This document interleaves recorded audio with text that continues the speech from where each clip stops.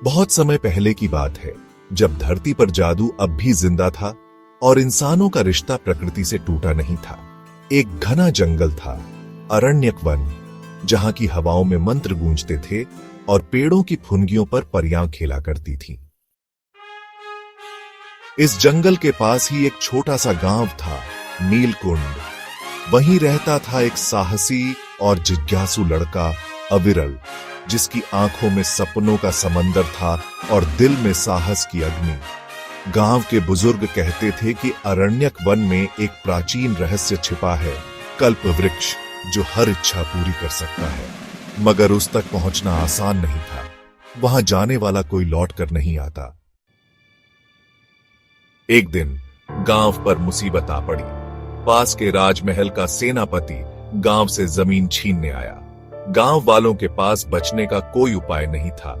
तभी अविरल ने निश्चय किया, वह कल्प वृक्ष ढूंढेगा और गांव को बचाएगा। सुबह की पहली किरण के साथ वह अपने लकड़ी की तलवार और मां की दी हुई ताबीज लेकर अरण्यक वन की ओर चल पड़ा। जंगल की हवा अलग थी, गाढ़ी, रहस्यमयी और मंत्रमुग्ध कर देने वाली। चलते चलते उसे एक चंचल हिरण मिला, जिसकी आंखें नीली थीं। वह बोला, मैं वारण हूं, कल्प वृक्ष का रक्षक। तुम क्यों आए हो? अविरल ने सारी बात बताई।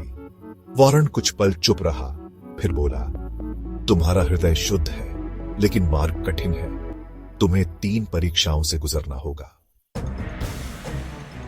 पहली परीक्षा थी धैर्य की। एक झरना था, जिसमें छलावा दिखाई देता था, स्वर्ण, आभूषण और खोए हुए प्रियजन। अविरल को उसकी खोई हुई बहन दिखी, जो बचपन में खो गई थी। मगर उसने आंखें बंद कर ली और आगे बढ़ गया। दूसरी परीक्षा थी साहस की।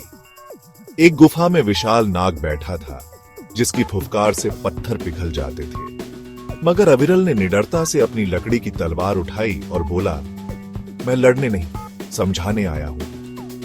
नाग कुछ पल देखता रहा और फिर रास्ता दे दिया। सच्चा साहस तलवार नहीं, सत्य होता है, उसने कहा। तीसरी परीक्षा थी बलिदान की। एक विशाल द्वार के सामने एक वृक्ष खड़ा था, जो बोला, कल्प वृक्ष तक पहुंचने के लिए तुम्हें अपनी सबसे प्रिय वस्तु छोड़नी होगी। अविरल ने अपनी मां की दी हुई ताबीज को देखा। उसके दिल में एक टीस उठी, लेकिन उसने वह ताबीज वृक्ष के चरणों में रख दी।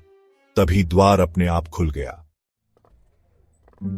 अंदर एक स्वर्णिम प्रकाश में लिपटा वृक्ष खड़ा था, कल्प वृक्ष।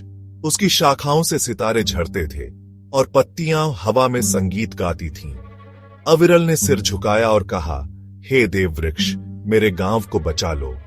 कल्प वृक्ष की एक पत्ती गिरी और हल्की सी हवा चली। एक आवाज आई, जाओ, तुम्हारा कार्य पूर्ण हुआ। जब अविरल गांव लौटा तो वहां चमत्कार हो चुका था। राजा ने गांव की जमीन पर से अपना दावा हटा लिया था और गांव में खुशहाली लौट आई थी। किसी को नहीं पता चला कि यह कैसे हुआ, मगर हर कोई जानता था, अविरल अब सिर्फ एक लड़का नहीं था, बल्कि वह था वह योद्धा जिसने जादू को फिर से जीवित कर दिया। और कहते हैं, कभी कभी रात को जब हवा चलती है तो अरण्यक वन के पेड़ों से वही गीत सुनाई देता है, जो कल्प वृक्ष की पत्तियां गाया करती थी।